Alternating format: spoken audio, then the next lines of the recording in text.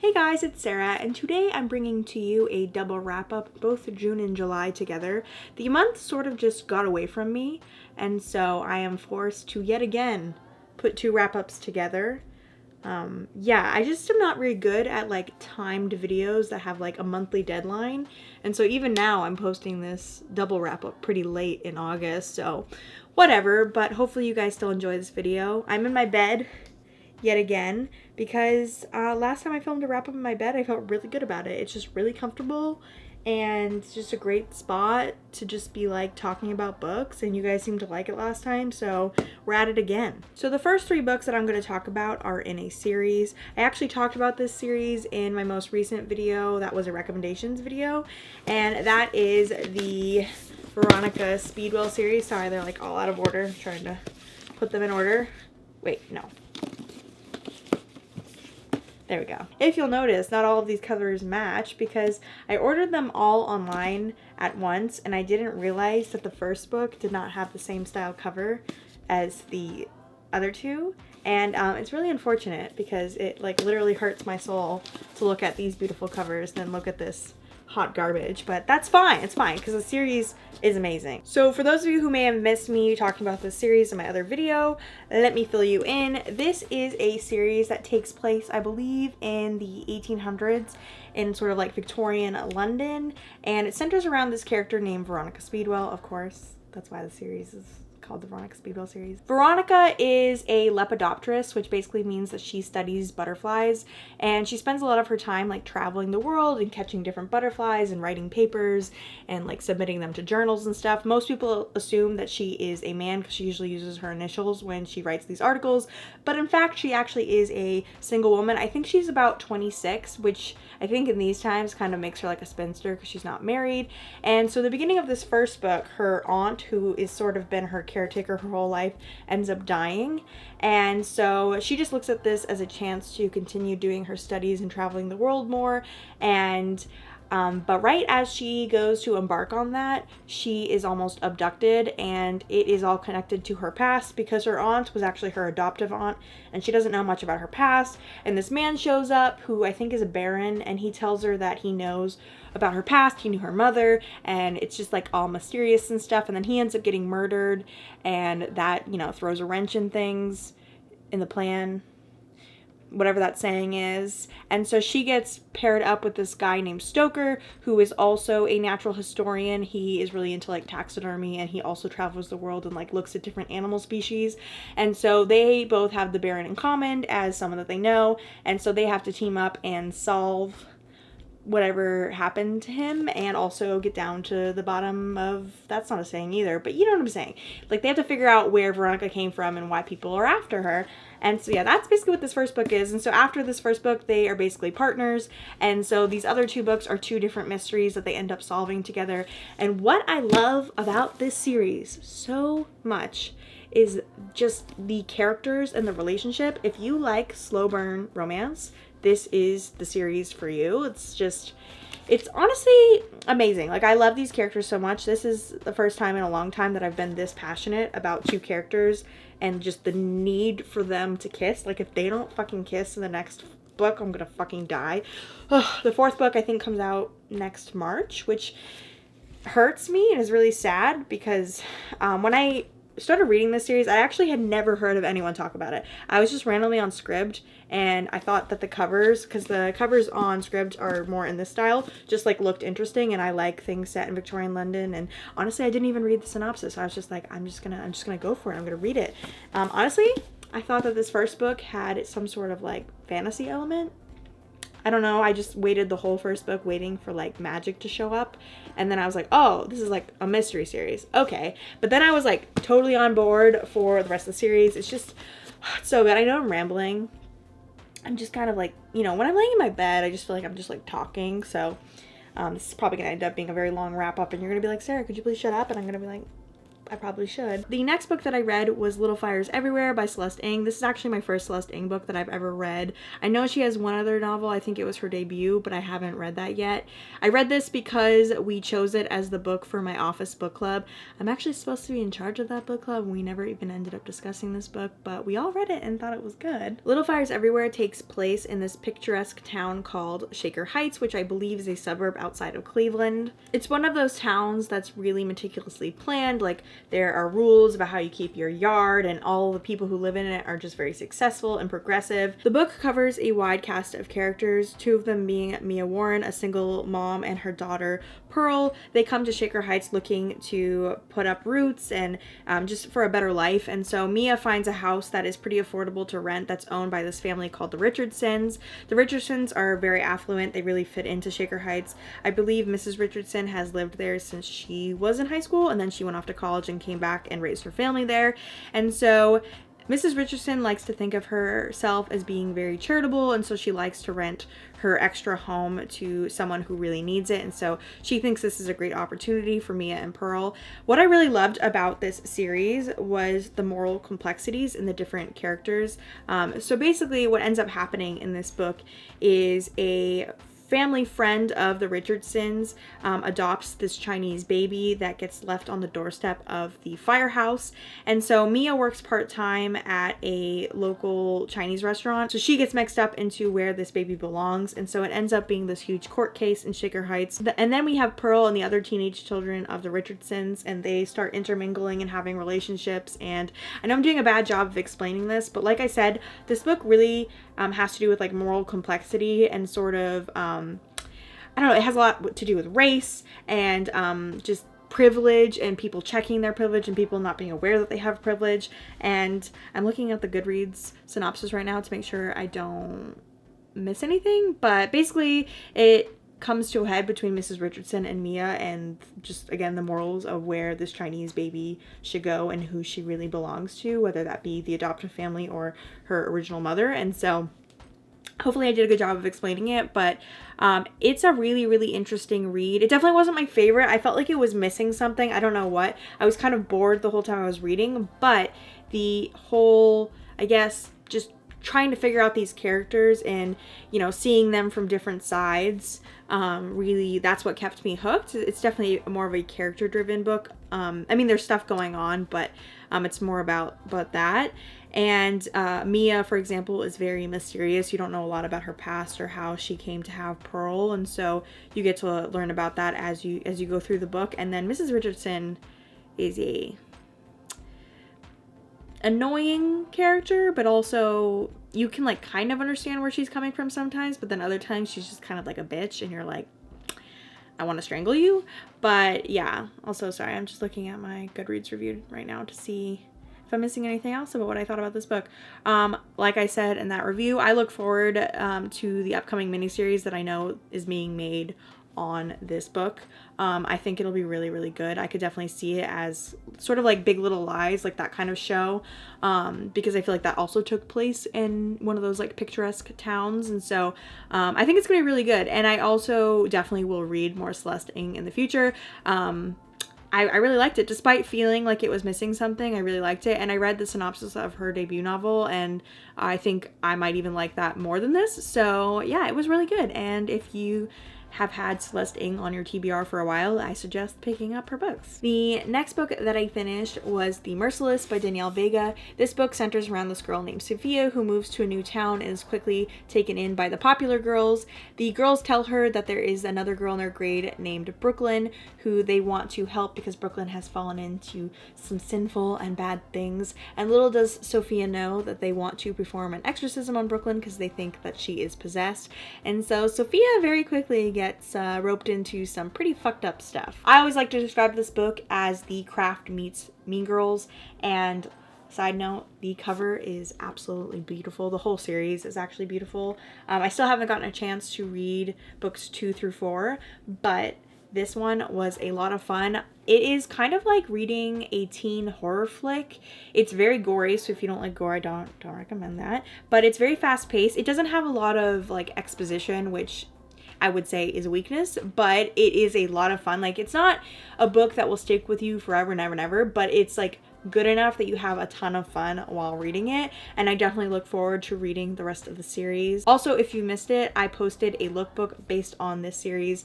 I just basically tried to capture the like witchy, spooky, like intense vibes that I felt like this series conveys, and yeah, I will link that down below if you want to see it. The next 4 books I read were books 2 through 5 of the Heather Wells series by Meg Cabot. I may have gotten that math wrong, but you'll see everything on the screen and it will be fine. This is a book series that centers around this former pop star named Heather Wells, and she fell out of fame when, number 1, she gained weight, and number 2, she decided that she wanted to sing her own music, and so her record label dropped her, and her pop star boyfriend at the time cheated on her and broke up with her, and so she was kind of left stranded, not really knowing what to do.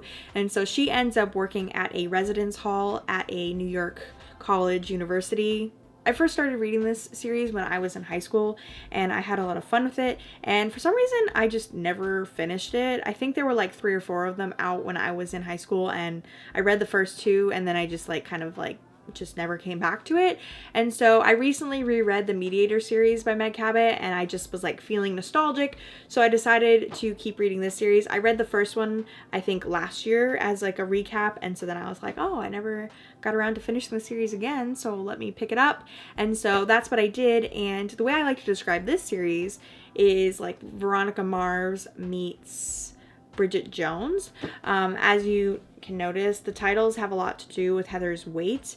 I will say that the first couple of books aren't super body positive. Like, I like the representation of a plus size character, but she's like makes a lot of jokes about her weight and stuff, which a lot of readers might not like or enjoy. But I really like that as the series keeps going, she gets more and more confident about the way she looks and the way she feels about herself, and she's just a very funny character from the get-go. That's why she reminds me of Bridget Jones, because I feel like Bridget Jones is very in touch with the fact that she is, you know, plus size, but then also is very humorous about it. So that's what I really like about this series.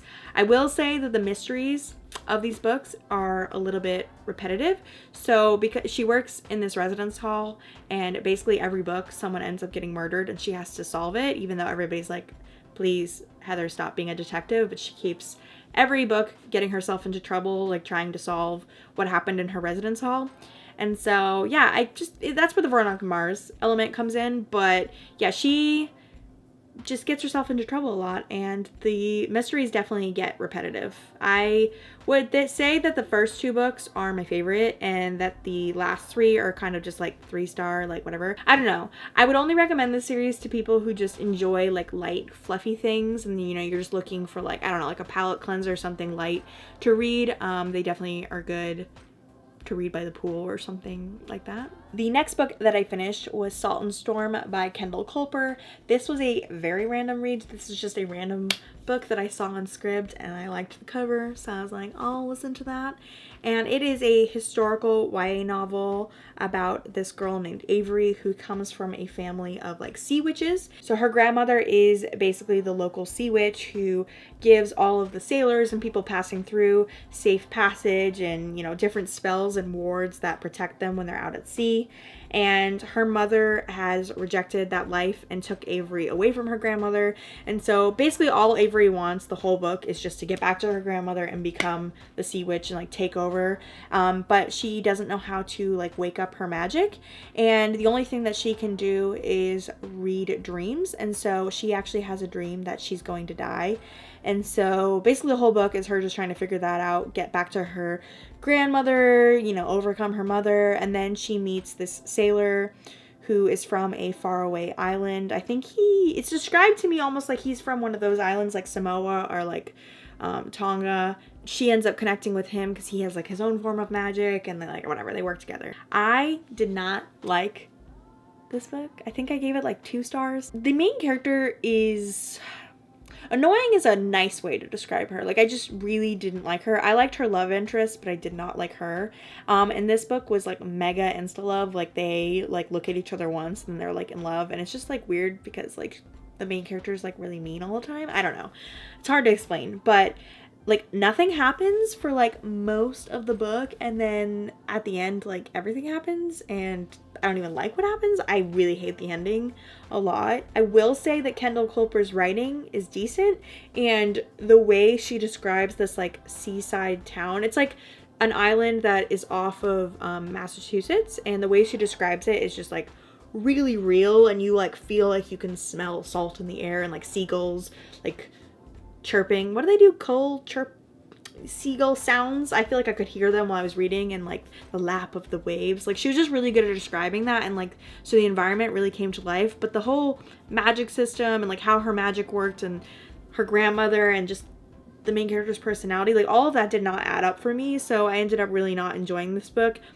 But like I'll look into other things that Kendall Kulper wrote maybe, and like I'd give her another chance, I feel like, but I didn't really like this one too much. The next book that I read was one that I read during Smudathon, which was a readathon led by Riley Marie and Lainey from Ginger Reads Lainey. I have a whole vlog on this readathon. If you want to check that out, I'll link that down below.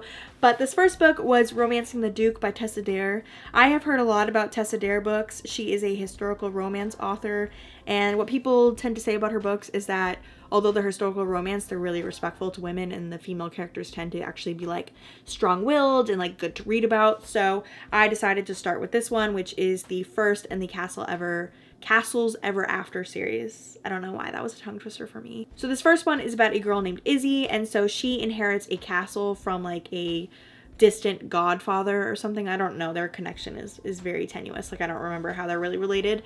And so her father is a very famous like storybook author, and so she's kind of famous for her dad writing these like fairy tales. And so he ends up dying, and then her like distant godfather or whatever dies, and she inherits a castle.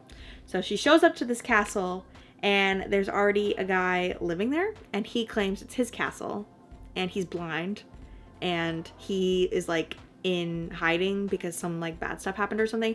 Anyway, so they have to like fight over the castle, and then like obviously they fall in love, and there's a bunch of stuff that happens. And I'm gonna admit, I did not really like this book. I think I gave it 2 stars, which is an okay rating for a romance book, because I feel like romance books don't really exceed more than like 3 stars anyway for me. But what I really didn't like about this book wasn't Izzy, but the male character. I can't remember what his name was. Let me look. Ransom was his name. I did not like Ransom at all. He just was like that typical like macho historical romance guy that's like, I cannot. That was a really bad impersonation, but like because he's recently blind, he's like, I'm damaged goods, and like don't even look at me or talk to me, and I don't deserve love, and I'm just like a scandalous guy who likes sex. I don't know. I just didn't really like it. It just was boring, and the guy just kept doing and saying things that just like annoyed me. I was just like, could you not? Like, stop. Ugh. And then Izzy just kept being like, I'm so plain, and he doesn't even know how plain I am, and it was like tiring, and I didn't like it. But I do see what people are saying. Like, I didn't feel like anything that Ransom or Izzy did together like wasn't consensual. Like everything was good. The sex scenes were good. Like it was good. It was like what you want from historical romance.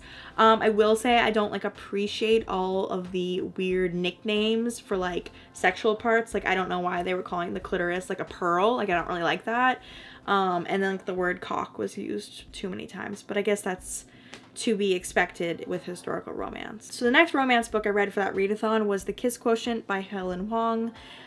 Basically, this book centers around this girl named Stella who has Asperger's, and she is not very successful in her love life because of her just struggle with interacting with people, and especially with men. So she decides to hire an escort to teach her about sex and about love and that sort of thing, and so they end up getting together, and it sort of obviously ends up being a romance story because it's a romance book, and they probably fall in love. I mean, that's assumed. That's not a spoiler. What I really liked about this book was Stella in general. Like, the fact that she had Asperger's added a lot to the story. I didn't love the writing, and I didn't love a lot of other things about the book. Like, it was pretty insta-love, like, kind of intensely, which I didn't really like. And like I said, for me, the only like real interest was that the main character had Asperger's, and then also the love interest was half Vietnamese, and his Vietnamese culture was super interesting, and they both had interesting things about them as characters, and I liked them as characters. I thought that the romance was a little bit rushed, and the sex scenes were like every other page. So if you're looking for a lot of sex scenes, this is definitely the one. I gave this 3 stars. Again, it was like kind of like what I came for a romance book, but like there were some issues I had, but it was fine. It was fine. It was good.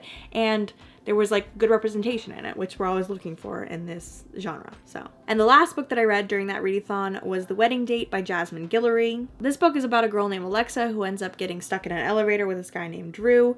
And Drew is in San Francisco for the weekend because he has to go to a wedding and he doesn't have a date. It's like his ex-girlfriend. So he decides to ask Alexa if she'll go with him. So she ends up going with him, and they end up starting a romance based off of this fake wedding date and like posing as a fake couple. So it's like fake dating, and then it quickly becomes real dating. This was a fun read. I didn't really like the writing style. I thought it was really simplistic, but I liked the main characters. I really liked Alexa. She was just a really great character and had a good representation. She was African American, and just, I liked her. She was successful. She was great. She had like valid concerns throughout the book, and I liked her thinking, and I could relate to her. It just felt like a real depiction of people trying to navigate a new relationship. And I feel like they often wanted the best for each other, and it just felt like healthy, and they were trying to communicate. They did have some miscommunications, which is always annoying in romance books, but it's to be expected. I'd recommend this if you're in the mood for a light romance with likable characters, but other than that, it was just okay. The last book that I'm going to talk about is The Lying Game by Ruth Ware. This is my second Ruth Ware book that I've ever read. I don't know what it is about Ruth Ware, but her books really keep me hooked to keep reading, but they're never better than like a 3-star book for me. I don't know, it's always just something about the mystery that I feel like is missing, but I still really enjoy reading them. This one centers around this woman named Isa who is married and has a new baby, and she has these friends from when she was in high school who contact her and say they have to all get back together because they did something when they were teenagers that they covered up, and they don't talk about it anymore, and it's recently been uncovered, and their cover is going to be blown. And so they go back to the small town where they were at their boarding school to kind of like figure that out. And I don't really know what to say besides that. It's just a lot about reading and trying to figure out what they did when they were teenagers. It reminded me a lot of the other book that I read by her, which was In a Dark, Dark Wood. I just feel like she really likes to incorporate this idea of like something happened when we were teenagers and like now we're adults trying to figure it out. Like I feel like it had that same thing. I'll admit it was a very different mystery. Like it was not the same mystery at all, but it was still felt similar to me. Also, this book talks excessively about breastfeeding. No shade to mothers out there. Like I support breastfeeding, all about it. Women, do what you gotta do. But like her baby is really new, and so like I feel like every other page she was breastfeeding, which was just kind of like a really weird element. I felt like I now know what it feels like to breastfeed. But yeah, it was weird. But yeah, it was fine. It was good. I was hooked till the end. I wanted to know what was going on. I kind of figured out the mystery pretty early on. I feel like it was like pretty obvious. I also didn't really like the narrator of the audiobook. I just don't like her voice. I think she actually narrated the other book In a Dark, Dark Wood as well. I feel like it was the same narrator. I could be wrong. You might look it up and be like, Sarah, you're wrong. But yeah, thank you all so much for watching. I hope you enjoyed this setup of me being in my bed again. I know the lighting has been going in and out, but that's fine. But yeah, thank you all so much for watching. You're all beautiful. Have a nice day. Solo, searching for bases, covering up the hole. I'll fight for your love.